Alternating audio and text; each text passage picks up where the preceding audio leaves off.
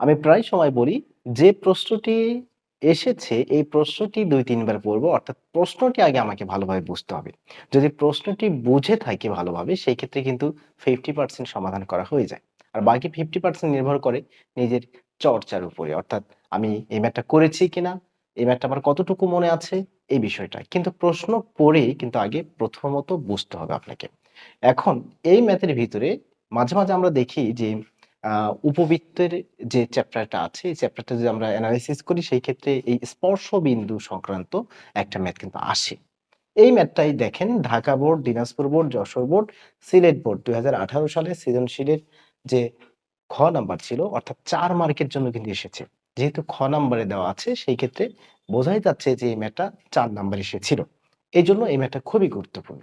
এখন এই ম্যাথের ভিতরে বলছে যে y = x-5 সরলরেখাটি, তার মানে এটা একটা সরলরেখা। বলেই দিছে যে এটা উপবৃত্ত, পরাবৃত্ত, না সরলরেখা, না অধিবৃত্ত এই জিনিসটা কিন্তু বলেই দিছে। তার মানে এটা হচ্ছে আমরা এমনিও এটা যদি নাও বলতো এখানে, সরলরেখা যদি নাও বলতো সেই ক্ষেত্রে আমরা কিন্তু এটা বুঝে যেতাম যে এটা একটা সরলরেখার সমীকরণ। সরলরেখার সমীকরণ।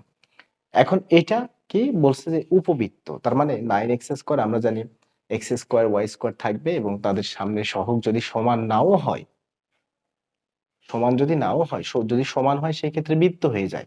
কিন্তু সমান যদি না হয় সেই ক্ষেত্রে আমরা এটাকে বলবো উপবৃত্ত। প্রাথমিকভাবে আমরা যেভাবে এগুলো এনালাইসিস করেছি যে x² y² এর সামনে x² এবং y² অবশ্যই থাকবে এবং সামনে সহগ সমান না হলেও সেটা উপবৃত্ত। সহগ সমান হওয়ার প্রয়োজন নেই। উপবৃত্তকে স্পর্শ করে স্পর্শবিন্দুর স্থানাঙ্ক নির্ণয় করো। একটা সরলরেখা দেওয়া আছে, একটা উপবৃত্ত দেওয়া আছে। বিষয়টা কেমন যে উপবৃত্তটাকে যদি আমরা এভাবে কল্পনা করি, এই যে আমরা জানি যে উপবৃত্তটা এরকম হয়, বৃত্তের মতো দেখতে উপবৃত্ত বৃত্ত নয়। এখন এই যে সরলরেখা, এই সরলরেখাটা যদি আপনি এইভাবে দেন তাহলে কিন্তু হবে না। কারণ কি স্পর্শবিন্দু স্পর্শ করতে গেলে একটু ছুঁয়ে যাবে এইভাবে। অথবা এই জায়গায় যদি স্পর্শ করে তার মানে এইভাবে ছুঁয়ে যাবে। বের করতে বলছে। তার মানে এটা অবশ্যই যেকোনো একটা বিন্দুতে স্পর্শ করবে। এভাবে কিন্তু কখনোই করবে না। এভাবে যদি করে তাহলে এটা ছেদক হয়ে গেল। অর্থাৎ উপবৃত্তের ছেদক হয়ে গেল। তার মানে এটা হচ্ছে ছেদ রেখা হয়ে গেল এখানে। তাহলে আমাদেরকে যে বিষয়টা প্রথমত আইডেন্টিফাই করতে হবে সেটা হচ্ছে এই রেখাটা যে আছে এই রেখাটা কি আসলে এই উপবৃত্তকে স্পর্শ করে কিনা এই বিষয়টাকে আইডেন্টিফাই করতে হবে। অথবা এই উপবৃত্তটি এই রেখার কোনো সম্পর্ক আছে কিনা এই বিষয়টা আগে খেয়াল করতে হবে আমাদেরকে। তারপরে এই বিন্দুটা অটোমেটিক বের হবে। এখন এটা বের করার জন্য আমরা দেখব এখানে যদি x এর মান আচ্ছা এই জায়গায় এখানে কিন্তু একটা মান থাকবে x এর মান y এর মান, এখানে কিন্তু একটা মান থাকবে x এর মান y এর মান। তাহলে x এর মান কিন্তু এখানে আলাদা আলাদা। অর্থাৎ এটা x1 এটা x2। এখানে যদি x1 হয় এখানে x2। কিন্তু এই জায়গায় কিন্তু x এর মান একটাই, y এর মান কিন্তু একটাই। ঠিক আছে? এইজন্য প্রথমত দেখতে হবে যে x এর মান কয়টা বের হয়। যদি x এর মান একটা বের হয় তখন আমরা লিখতে পারবো যে যেহেতু x এর মান একটি অতএব এই সরলরেখাটি উপবৃত্তকে স্পর্শ করে। সরলরেখাটি উপবৃত্তকে স্পর্শ করে। এখন বের করব কিভাবে? প্রথমত যে উপবৃত্ত দেওয়া আছে এই উপবৃত্তটা আমি উঠাচ্ছি এখানে 9x² + 16y² = 144। 9x² 16 y এর জায়গায় x - 5 টা বসায় দিচ্ছি। আমি প্রশ্নের ভিতরে এটাকে ১ নম্বর ইকুয়েশন দিতে পারি, এটাকে ২ নম্বর ইকুয়েশন দিতে পারি। তাহলে এখানে লিখতে পারি যে ১ ও ২ সমাধান করে ১ ও ২ সমাধান করে এখন এই y এর জায়গায় আমি দেব x - 5। আমরা জানি যে কোনো বিন্দুর স্থানাঙ্ক অর্থাৎ ২ টা সরলরেখা যদি থাকে, আমরা সরলরেখা দিয়ে শিখেছিলাম যে ২ টা সরলরেখা যদি থাকে সেই সরলরেখার ছেদবিন্দুটা বের করতে হতো। অর্থাৎ কোন জায়গায় তারা মিলিত হয় এই জায়গাটা বের করতে গেলে এই ২ টা সরলরেখাকে সমাধান করতে হয়। তাহলে এখানে একটা উপবৃত্ত আর একটা সরলরেখা। তাহলে এই জায়গায় যদি মিলিত হয় তাহলে এই ২ টাকে সমাধান করলে কিন্তু আমরা এই বিন্দুটা পাচ্ছি। অতএব আমরা সমাধান কিন্তু এভাবেই করতে পারি। এখন এখান থেকে আমরা ক্যালকুলেশন করব। ক্যালকুলেশন আশা করি সবাই পারেন। এখানে a - b² সূত্র পড়েছি। তার মানে a² - 2ab B plus b square. এই যে এ, এই হচ্ছে বি, তাহলে এ square minus two A B plus b square সমান 144।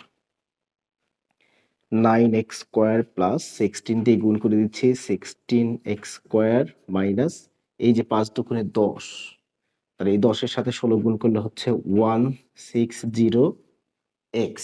হ্যাঁ, 10x আর 16 যদি গুণ করি 160, আর এই x হচ্ছে এই x, 5 স্কোয়ার মানে 25। 25 এর সাথে কিন্তু 16 গুণ আছে, তাহলে 25 এর সাথে যদি 16 গুণ করি, এই যে 25 এর সাথে 16 গুণ করলে হবে 400। এই প্লাস 144 এই পাশে আনেন, মাইনাস 144 ইকুয়াল 0। এরপরে এই দুটাকে যোগ করেন, যোগ করলে হচ্ছে 25x স্কোয়ার মাইনাস 160x, আর এই এখান থেকে যদি আমরা বিয়োগ করি তাহলে আমরা পাচ্ছি হচ্ছে 10, 10 থেকে 4 বিয়োগ করলে হচ্ছে পাচ্ছি 25256, অর্থাৎ 400 থেকে 144 বাদ দিলে 256 পাচ্ছি আমরা এখানে। এগুলো প্র্যাকটিস করতে হবে, যত প্র্যাকটিস করবেন এগুলো আর্লি করতে পারবেন। এখন এই জায়গায় হচ্ছে প্রবলেম হলেও হতে পারে, এই জায়গায় প্রবলেম হলেও হতে পারে। কি প্রবলেম হতে পারে? এটাকে মিডল ফ্যাক্টর অনেকেই পারবে না। এরপরে কোনো সূত্র পড়ছে কিনা, এ মাইনাস বি অল স্কোয়ার সূত্র বা এ প্লাস বি অল স্কোয়ারের কোনো সূত্র অ্যাপ্লাই করা যায় কিনা, এই বিষয়টা কিন্তু এখানে অনেক ভোগাবে। যাদের আমাদের বেসিক ক্লিয়ার না বা আমরা যারা প্র্যাকটিস করি না, তারা কখনো এই বিষয়টা আমরা উপলব্ধি করতে পারবো না। কিন্তু একটা সূত্র আছে, গরিবের সূত্র, যেটা মিডল ফ্যাক্টরের যে সূত্রটা, মেন সূত্র। আমরা তো নর্মালি কি করি যে x square plus 5x plus 6 equal 0, 3 দুগুণে 6, তার মানে 3x আর 2x হবে, আর যোগ করে হবে 5x, এই তো। কিন্তু এই যে আমি বলেছিলাম যে এর একটা যে মূল, যে আমরা নবম দশম শ্রেণীতে হায়ার ম্যাথে পড়েছিলাম যে যদি এই ফরম্যাটে থাকে, অর্থাৎ ax square plus bx plus c equal 0, সেই ক্ষেত্রে x এর মান বের করার সূত্র হচ্ছে minus b plus minus root over b square minus 4ac divided 2a। একবার কষ্ট করে মুখস্থ করে নিলে সারা জীবন আপনি এই প্রবলেমটা সলভ করতে পারবেন। কষ্ট করে মুখস্থ করে নিতে হবে আপনাকে। অর্থাৎ মিডল ফ্যাক্টরের মূল যে সূত্র, গরিবের বন্ধু বলা যায়, আপনার মাথায় ঢুকতেছে না পরীক্ষার হলে, বা আপনি যখন ম্যাথটা করতেছেন যে এই জায়গায় কি করব, তখন আপনি এই পদ্ধতির অবলম্বন করতে পারেন যে এক্স এর মানটা আমরা কিভাবে বের করব, এভাবে বের করে নিব। কিন্তু এখানে নরমালি, এটা নরমালি করা যাচ্ছে, এ মাইনাস বি অল স্কোয়ার সূত্র পড়বে। অর্থাৎ আমি যদি এভাবে দিয়ে দিই 5x তারপরে অল স্কোয়ার মানে a স্কোয়ার মাইনাস 2a, আর b হচ্ছে 16 প্লাস বি স্কোয়ার, এই যে 60 স্কোয়ার মানে 256, আর 5 দুগুণে 10, 16 10 160, এরপরে 5 স্কোয়ার মানে 25x স্কোয়ার। তার মানে এটা একটা সূত্রে পড়ে গেছে। আমরা জানি যে এইদিকে যদি সমান থাকে তাহলে অবশ্যই সাইডে বা দিয়ে যেতে হয়, আমরা বা দিয়ে যাব। তাহলে এটা কোন সূত্রে পড়ে গেল? 5x মাইনাস 16 অল স্কোয়ার, অর্থাৎ a minus b all square, এই যে a square minus 2ab plus b square, তাহলে a minus b all square equal 0। এখন এখান থেকে দুই পাশে যদি আমরা বর্গমূল করে দিই তাহলে এই স্কোয়ার রুট কেটে গেল, আর এখানে জিরোর রুট করলে তো জিরো হবে, তাহলে এখানে রেজাল্টটা পাচ্ছি 5x মাইনাস 16 ইকুয়াল 0।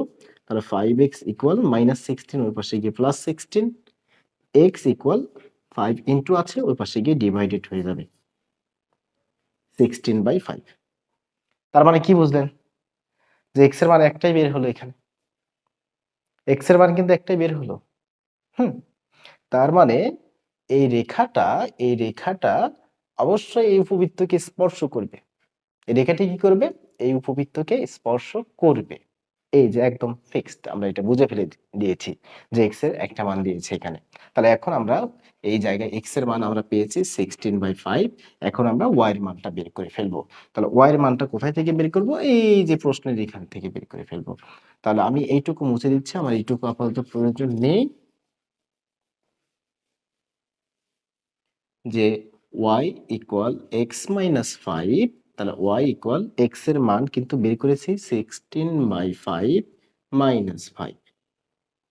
এখন y ইকুয়াল, এখানে লসাগু দিচ্ছি 5, তাহলে 16 মাইনাস 25, 5 5 25, তাহলে y ইকুয়াল এটাকে যদি আমরা বিয়োগ করি মাইনাস 9 ডিভাইডেড 5, তাহলে x এর মান আমরা পাচ্ছি xy, যদি বিন্দুটা আমরা বের করতে চাই, x এর মান আমরা পেয়েছি 16/5 এবং y এর মান আমরা পেলাম 9/5।